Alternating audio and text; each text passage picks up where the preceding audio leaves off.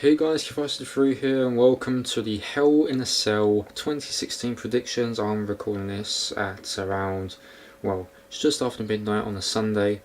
So let's just get right ahead to the Hell in a Cell predictions, and I've got one other thing that I want to mention after my predictions, because this is regarding to whoever has me on Snapchat and are wondering why I haven't been posting on there for the past few weeks. It's because of one certain thing which I am planning to get sorted out.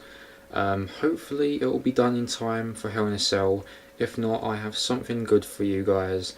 So just stay tuned for that. Once we'll just get through the predictions for Hell in a Cell, which it goes live over here on midnight on the WWE Network. So not now.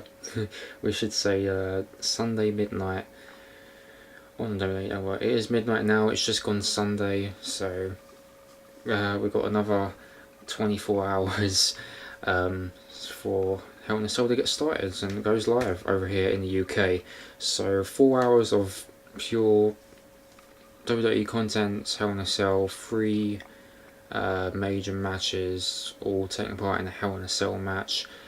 It's going to be awesome. This is Raw's second pay-per-view to collide with SmackDown, because as we all know, last month we had Backlash, then Clash of the Champions, and then we had No Mercy, and now we got Hell in a Cell, which is SmackDown's turn.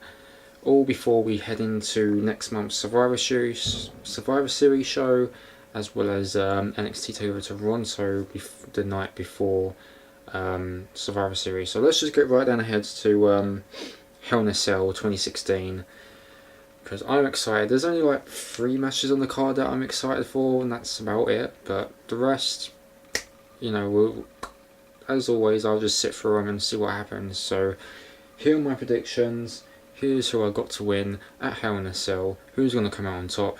Who's going to lose? Let's get right down to it. So the first things first, we have the pre-show. We've got a 6-man tag team match. This is all filled with the Cruiserweights from the Cruiserweight Classic. We've got Cedric Alexander, Lince Dorado and Sin Cara taking on Tony Nese, Drew Gulak, and we've also got Daivari.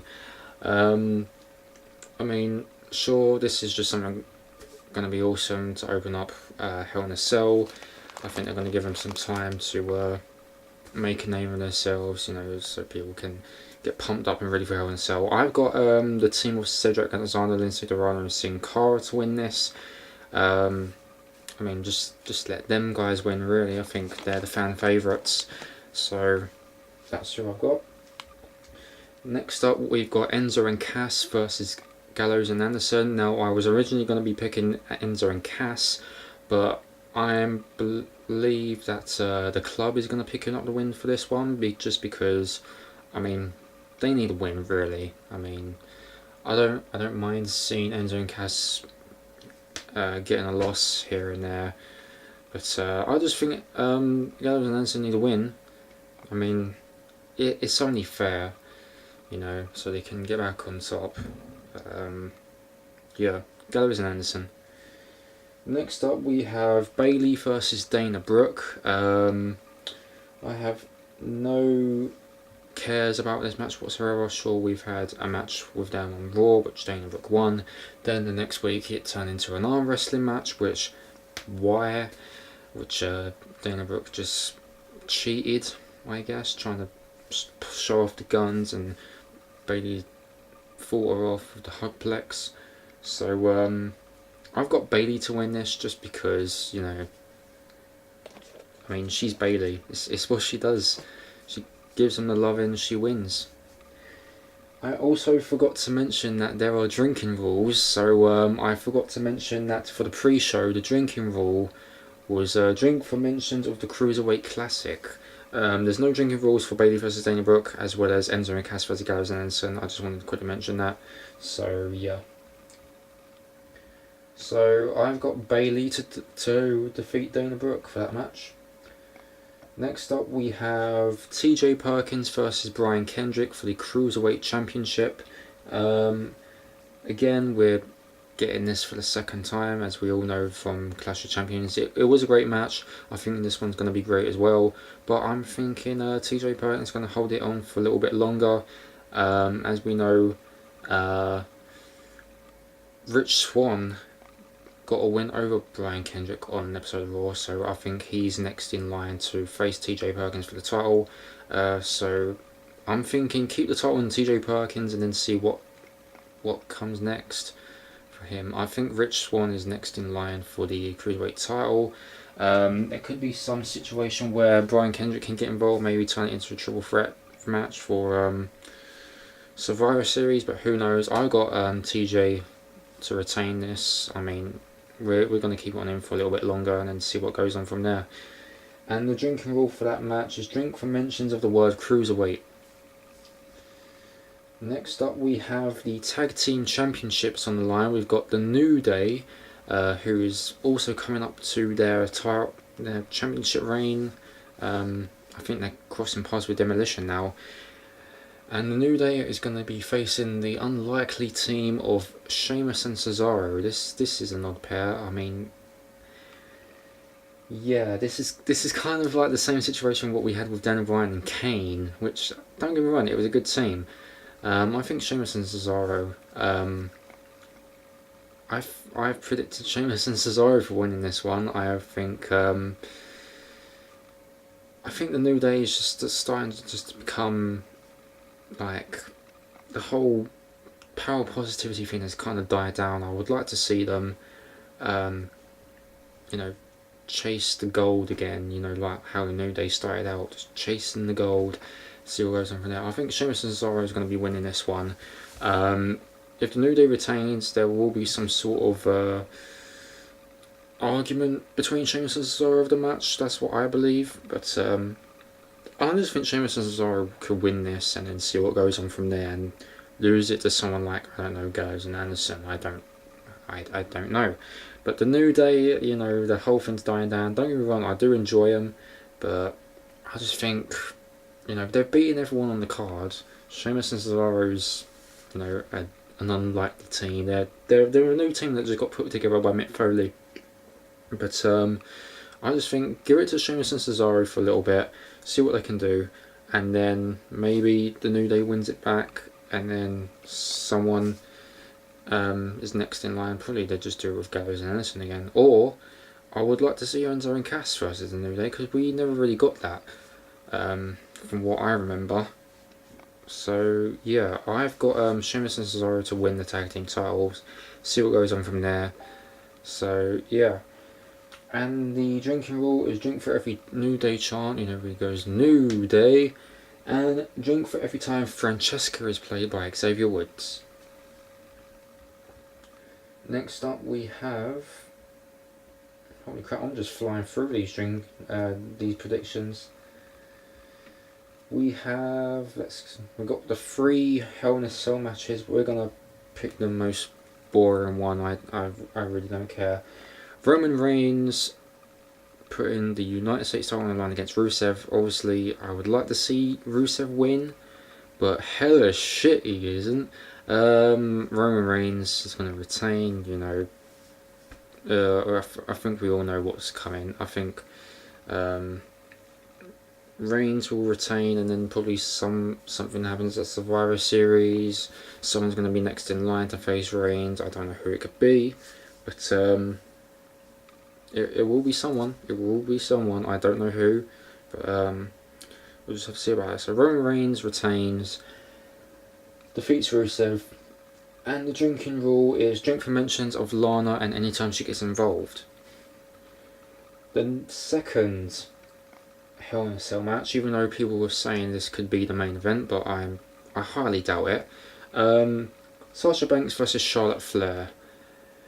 The first ever women's Hell in a Cell match. Now, obviously, we did hear some rumours that things got called off with Charlotte doing a moonsault off the top of the cell. I think that would be too extreme, and this will have some shades of Mick Foley. We all thought, no, that's got to be it for Foley. Remember King of the Ring 1998? Yeah, we keep seeing that over and over again. This is something that they won't get off our minds. But I'm just thinking, why have someone, why have a female jump off the top of the cell? That's a bit too extreme. I don't want to see any of these women get hurt. Falling off. How tall is the structure? Like 20 feet, something like that.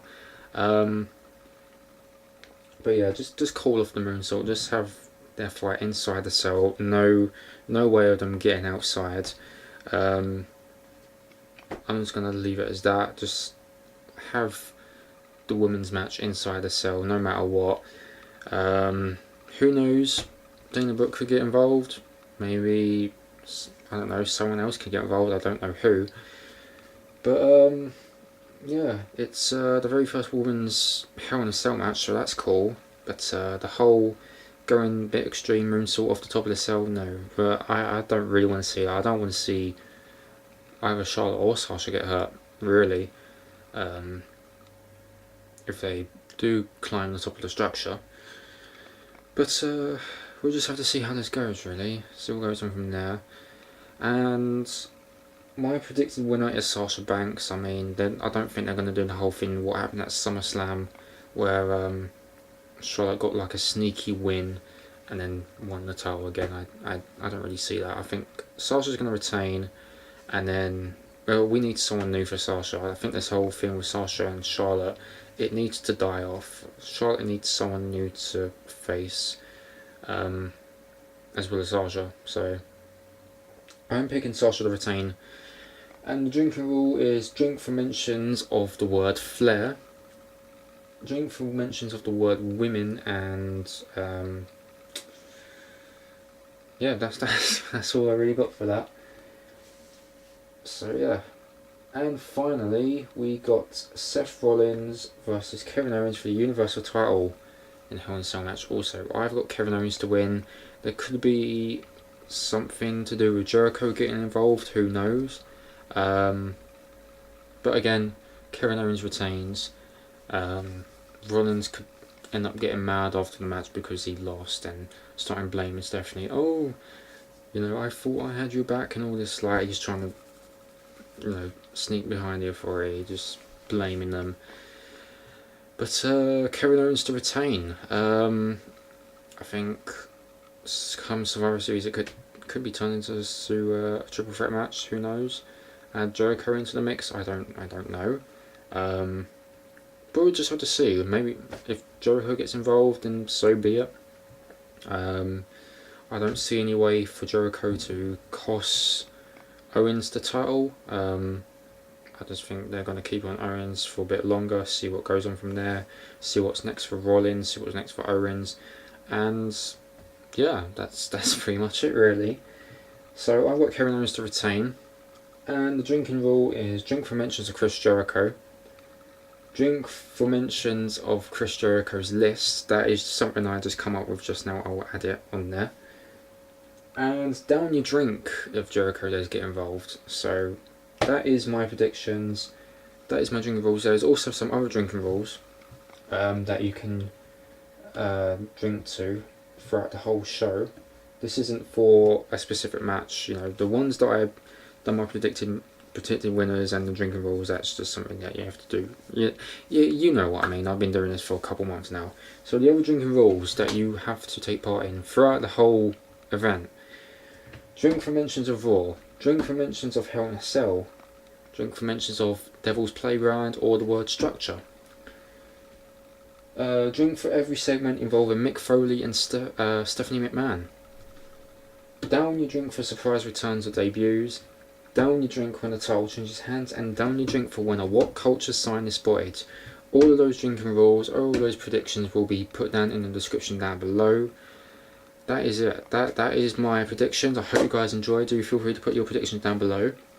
And I'll see you for Hell in a Cell in the next 24 hours. Now, I did say that there was something I needed to talk about, because normally when I do my pay-per-view, my reactions over on my Snapchat, I post on my Snapchat every now and again.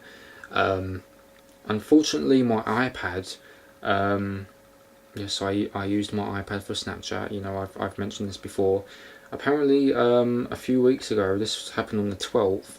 My iPad randomly decided to reset itself and it asked me to activate it, which I don't even know the details for. The iPad was previously my brother's, who bought it 3 years ago, gave it to me at Christmas of 2014. It just resets itself, asked me to activate it. I don't know the details. So what we are planning to do, we went into the Apple store. There's a very small Apple store in my area. We went there yesterday and they said we have to go to the bigger Apple store, which is like, I think it's half an hour, 45 minutes away from us. We never got the chance to do that today because there was a lot of things that my brother was up to. But we should be able to go down there tomorrow and get that sorted. So if things get sorted out, if I'm able to get access my iPad to access Snapchat, we're good and ready to go. If not, if I don't get my iPad sorted out on when the event starts, what I am planning to do, I have decided to do a YouTube stream. This is something I've never done before. This is just completely out of the blue. This is something I just thought about during this week.